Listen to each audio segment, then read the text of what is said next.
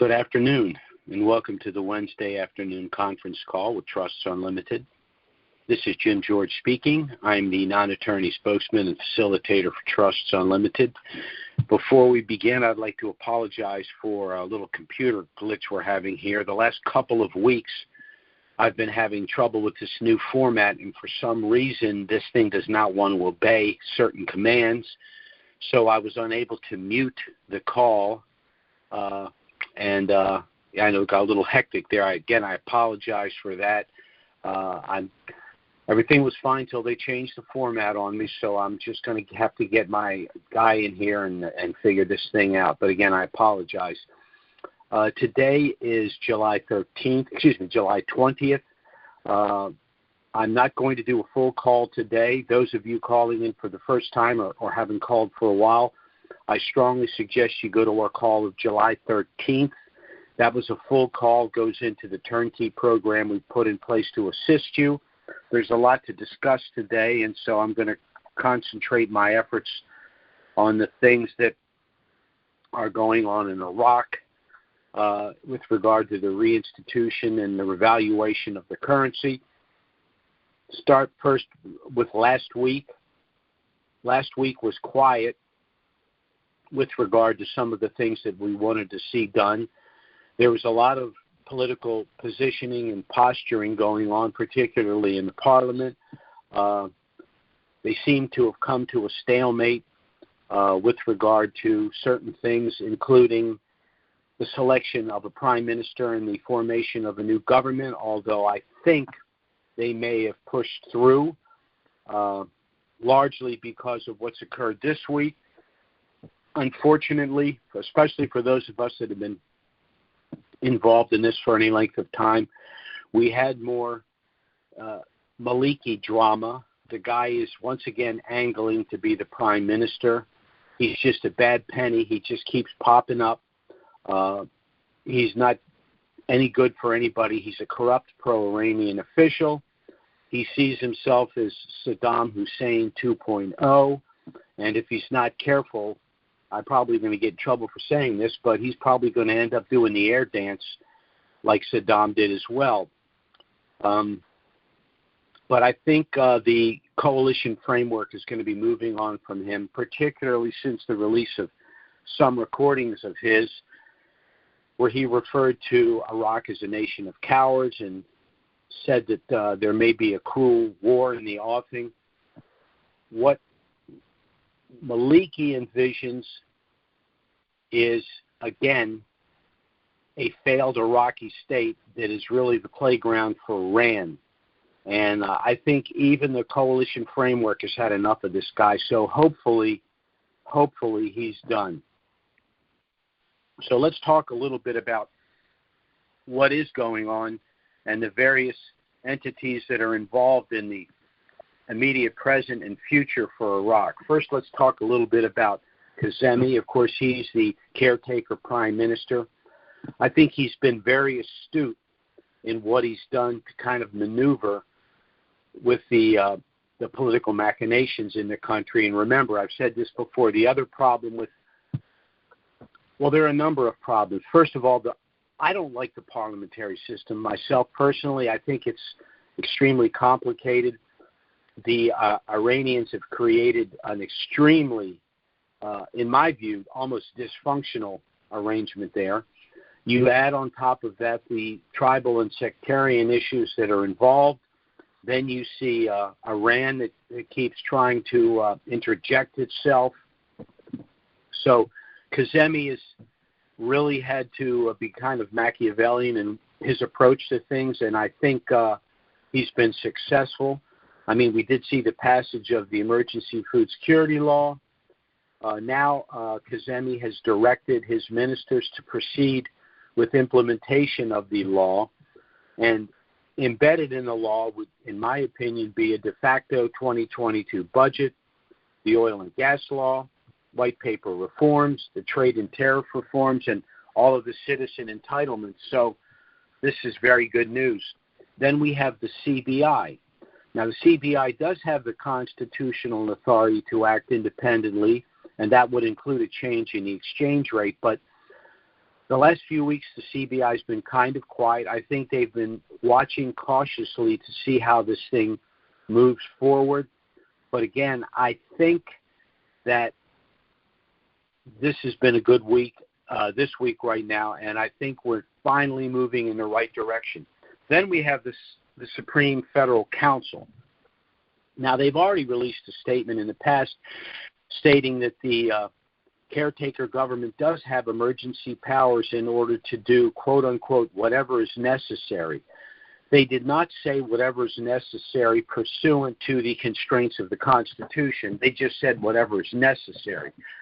So I think that's a signal that they've had it with the Parliament. This is the third or fourth time that the Parliament's been unable to form a government. So the court, in a way, is saying, well, if the legislature's not going to do their job, I'm not going to step in, or we're not going to step in as the council, the Supreme Council, and clean up their mess. We have a caretaker government. The entity was created because of the intransigence of Parliament, so we're going to sit this one out and let them do what they do. And from our standpoint, that's a good thing. Now, there are those that say the reinstitution and revaluation cannot happen right now, and they do have some, at least on the surface, relatively valid arguments. One is economic growth. They say that there simply is not sufficient economic growth to warrant the reinstitution of the currency. However, an argument can be made that since much of what they want to do, the rebuilding of their infrastructure, international contracts, and international trade would require they have their own currency, that the fact that the economic growth is not what they think it is partly due to the fact that the currency's not been revaluated. Although the growth rate of their economy, the production and sale of petroleum has increased substantially. As a matter of fact, they have a contract with France where they basically tripled the order of petroleum for France. So there is substantial economic growth going on. The other issue is the money supply. They argue there's just too much money in the system. I would dispute that for a couple of reasons. First, we know that they're collecting the provisional currency. We know when they reinstitute the currency in country, for those that still have the provisional currency, the 3 zeros will not exist. So, for example, a 10,000 or 25,000 dinar note would only be worth 10 or 25 dinar respectively. So that's a huge reduction in the money supply right there. Then there's the currency outside of the country that we're going to exchange. So when we go to the bank to do our exchange, we're going to conservatively get $3 for 1 dinar. That currency will then be retired. It will not then enter the money supply in country in Iraq. So if anyone's going to have a money supply and an inflation issue or a reduction in purchasing power, it would be countries like the United States that are exchanging their dinar for 3, 4, and perhaps even as much as $5 US. The last argument they make is the argument about a new government. Well, it seems that they are getting more done with the caretaker government than they were with a government in place. Again, we have the food security law. And by the way, international agencies had a meeting. The participants were the IMF, the World Trade Organization, the World Bank, the United Nations, and the World Food Program. They released a joint statement saying that the passage of the food security law has now officially opened Iraq to international trade. And in my opinion, I don't see how that can be accomplished fully without Iraq having an international currency. It's true that they are backed. They have a substantial amount of USD, of other currencies, and of course they have petroleum and they have other gold and other resources, but they still need cash in order to rebuild the infrastructure, fund international trade, and run the government, because it's true that they're still in the transition to a fully private sector economy, so most of the citizens work for the government, and the government's going to need to pay them. So I don't see how they can accomplish all of that without reinstituting their currency. Now, that being said, it seems to me that we're looking for the reinstitution of the currency literally at any time. I've said for the last couple of weeks that I saw it within 30 days. We're still in that 30-day window. That window's closing, but they've accomplished a lot. The next couple of weeks are going to be very interesting because I think they've been methodically moving the obstacles out of the way. One other issue that I wanted to address, which will be relevant after the reinstitution and revaluation, is the threat, and I'm going to call it a threat, that we face after we do our exchange with the Western Central Bank's transition to digital currencies. And, of course, they're pounding us with all the lies about the beauty of a digital currency. So whenever the central bank tells you something's good for you, that means it's not good for you. For example, a transition to a digital currency, you may theoretically own the currency, but you're not in possession of the currency or in control of the currency, because you can only do two things with a digital currency. You can either leave it with the central bank, or you can exchange it for a good and service. You can't put it in your pocket. You can't put it under your mattress. You can't do other things with it. Then there's the issue of safety and liquidity. Well, liquidity, we know from what happened in Canada. We know what happened in European nations. A few years ago, it happened in Cyprus. The money's digital. They just shut it down. You just don't have access to it. Or they control it. You can spend a certain amount for certain things. You cannot spend any of it for other things. Then there's the safety issue. We know that government agencies are routinely hacked by nefarious players, so that could happen with the digital currency as well. The last issue would be move to an EMP World War III, electromagnetic pulse weapons. Rather than destroying infrastructure, you just shut down all communications. You set everyone back 150 years. So that's the other problem with the digital currency. So for all of these reasons, we have a problem. We're going to exchange our currency, and it's going to go into the central bank fiat currency, which might be transitioning to a digital currency. Now, whether it's digital or not, we still want to move a substantial amount of our currency to tangible assets to avoid inflation and avoid all the volatility of financial assets and currencies as well. But there's more to the solution than just that.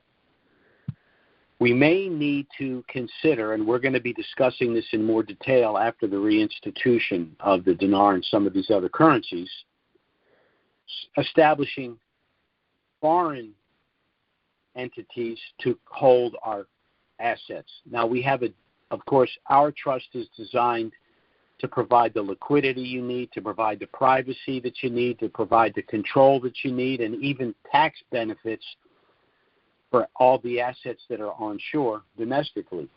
But we may need to create offshore assets or entities to protect assets given the direction of the Western central banks. We may even need to consider, if things really go south, moving some of our assets, the currencies at least, out of the SWIFT system altogether. Now, we've seen the formation of the BRICS nations. Now, this is a handful of nations that are going to be operating amongst themselves, utilizing their own currencies, not the U.S. dollar, not the IMF dollars, but creating their own regional exchanges. Now, the BRICS nations involve Brazil, Russia, India, China, and South Africa. Now, the importance of the BRICS is we're looking at nations in South America, in Africa, in Mideast, and the Far East. So this is really a far-reaching association of nations, and they're basically moving away from the Western central bank fiat currencies. So we may, of necessity, have to participate in something of this nature if, in fact, they go to digital currency, which they then continue to control. So these are all of the things that we're going to be looking at. But to get back to what we were discussing with regard to Iraq, it looks to me that we're going to proceed either with a caretaker government, or they're going to end up forming a new government with a lot of the players that are in the caretaker government forming the new government in Iraq, and that's all good news. So for those of us that have had currencies for a long period of time, it looks to me as if we are finally in the final stretch here, and they're finally going to push this thing through despite the individuals that are trying to stop it. And they are dwindling in number, and their arguments are getting weaker. Even the people that have legitimate arguments about the economic growth, about the money supply and all of that, I think all of those issues can be dealt with. Now, what I think I'm going to do from now on until the reinstitution is, and this is subject to change, maybe every other week we'll do a full call, but once a week we will get in here and discuss what's going on in Iraq.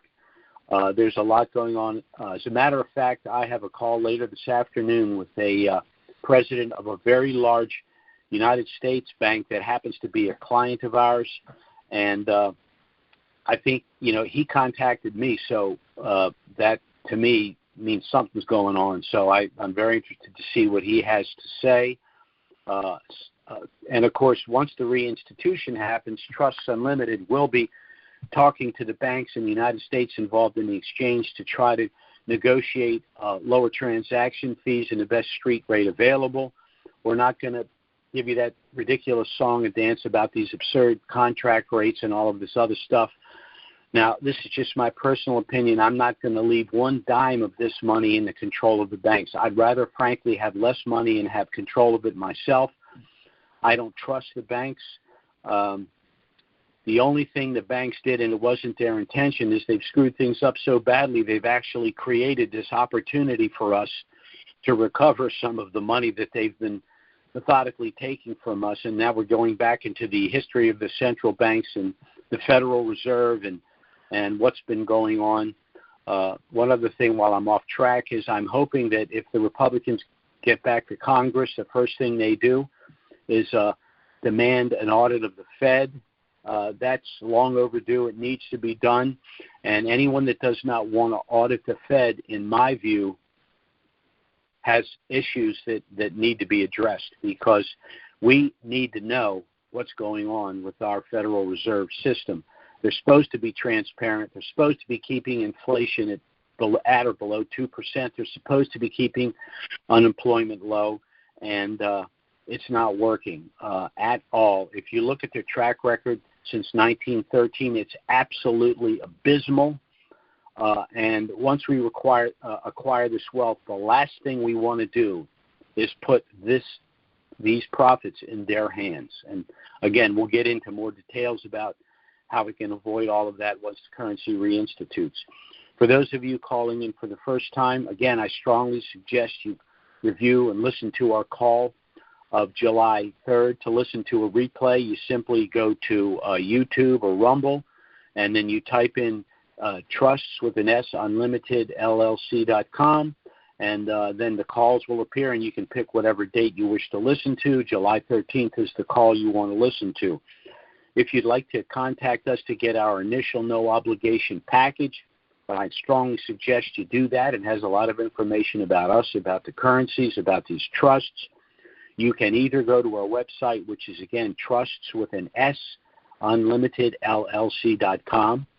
You can request our package by email by going to Trusts with an S, UnlimitedLLC@gmail.com, or you can call our phone service, which is 307-274-4122. We'll get our initial package out to you as quickly as possible. You can contact us if you have any questions. We'll be happy to assist you. There will be no consultation fee. Our next call is, of course, scheduled for next Wednesday.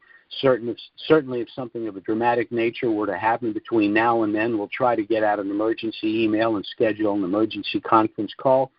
But failing that, we'll be back next week, noon Eastern, 9 a.m. Pacific.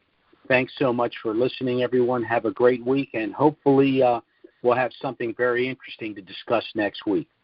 Take care. God bless. Bye-bye.